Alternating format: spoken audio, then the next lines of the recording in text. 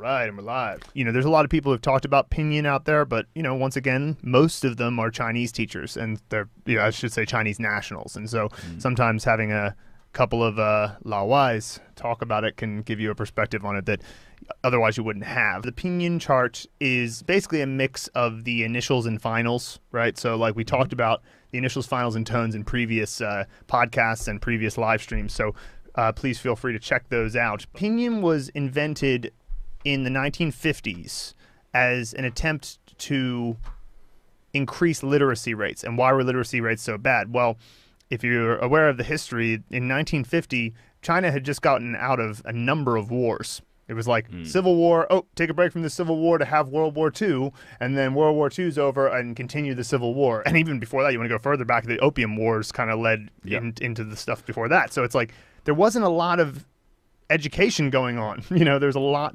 The literacy rate was very, very low. And if you have a literacy rate that is low in a language that is character-based, that's a pretty daunting task. So they were like, all right, we need to have something at least to help improve the literacy rates and, to do things like, if we're transcribing a name to a Western audience, that is the first thing you got to understand about Pinyin right off the bat, is that it was not made with English speakers in mind. Because I think that when people look at the inconsistencies in Pinyin, and I'm guilty of this myself, I go like, why would they do this or why would they do that? The underlying assumption that you're making is that when they were making it, it was for the purpose of English speakers to learn Chinese in a better way. Yeah, that's what I thought. And it's like, I think it's a natural assumption, but then it wasn't at all. Pinyin was made for Chinese people.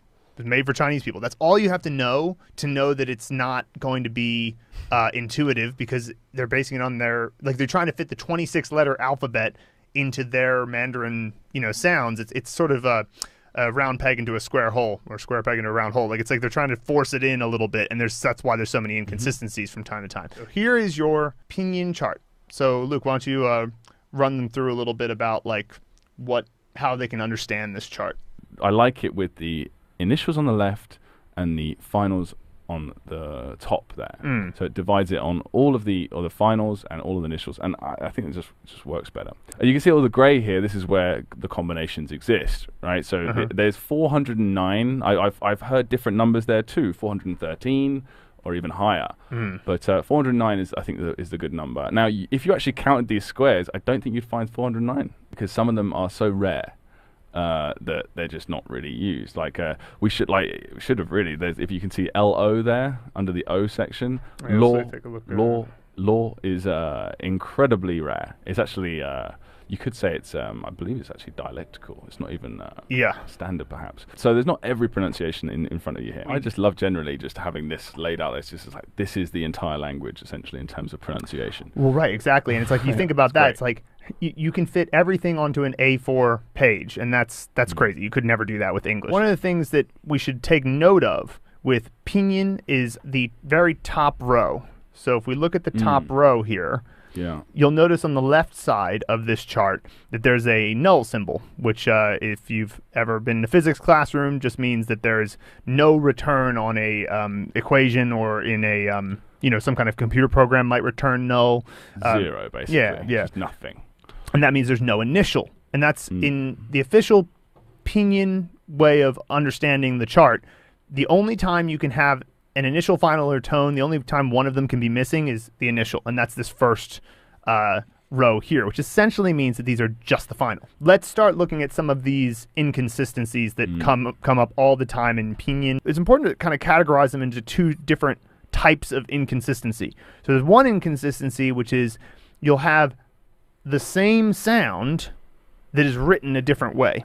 So we're talking about auditory here. So you'll hear something that is auditorily different, but they're spelled the same. We kind of mentioned that earlier with the chen versus tuan. And so it's like those differences there can be a problem. But then there's also spelling differences. So those are the two main inconsistencies that are important to note in the early days. So sound inconsistencies and spelling inconsistencies. So take this, for example. The letter A has 3 different pronunciations. And it's like, depending on what it's surrounded by. Right? Once again, context. Yeah, exactly. But English has this too. Yeah. 10. English. Evening. The word evening, E-V. So like the E-V is the two different pronunciations of E in the same word. So it's not like this doesn't happen in English, and luckily in Pinyin it happens a countable number of times. There's 3 pronunciations of E. There's 3 pronunciations of A. So you just got to know where they are. But let's talk about some of the inconsistencies that exist in spelling, because these things. These are the things that will really throw you off, because you want to make a principle out of it. You want to go, okay, this is how I is pronounced. Oh, except for these 7 fake I's. Or, oh, this is how, in this case, letters are added, or there are silent letters that you have an English instinct for. So let's talk about the silent Y, W, and Y. If we go back to the Pinyin chart here for a moment, you'll notice that the categories of I, U, and U, if you look at that null initial row, all of them start with either a Y or a W. And these are not specifically representations of sound. They are a placeholder to make it clearer. So essentially, if you look at, say, YI, what you're looking at there is the letter I. Yeah, it's just E. It would be kind of, now it would be sort of hard for me to articulate. But I remember I tried to articulate the Y in the early days. I tried to go, Yi. You can think of it this way. You never have to try to say the Y. So the number 5 in Chinese is WU.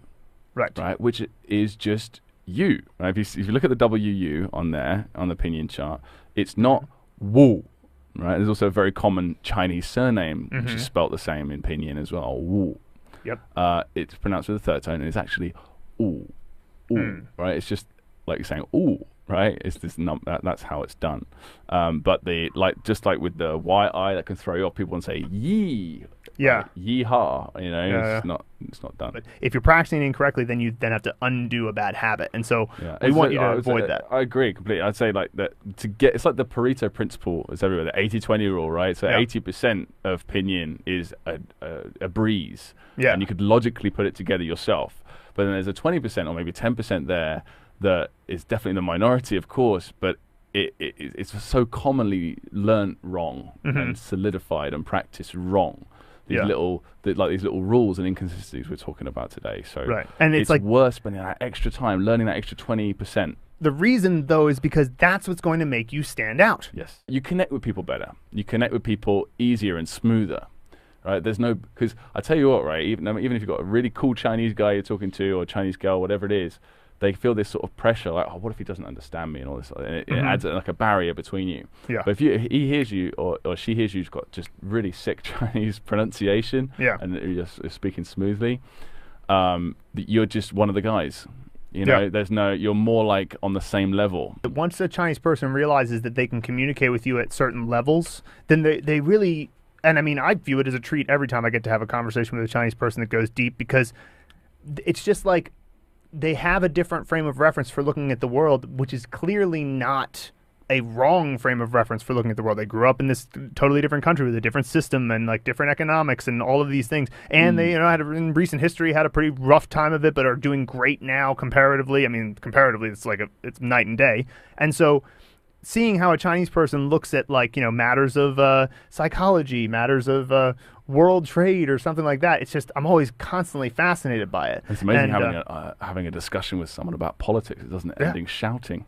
Yeah, exactly. It's amazing. Yeah, it's fantastic. And so really pronunciation does definitely open that door. And so I guess the big announcement for today is that this week we made a free trial of our course. So, we thought, okay, the first 2 units of the course have a lot of good information in it. There's a lot of good videos. We're presenting it exactly how it is.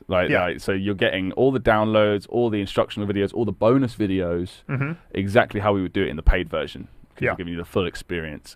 So, and it lasts for 30 days. You sign up for the pronunciation free trial, which obviously we'll put the link in here and in the blog post.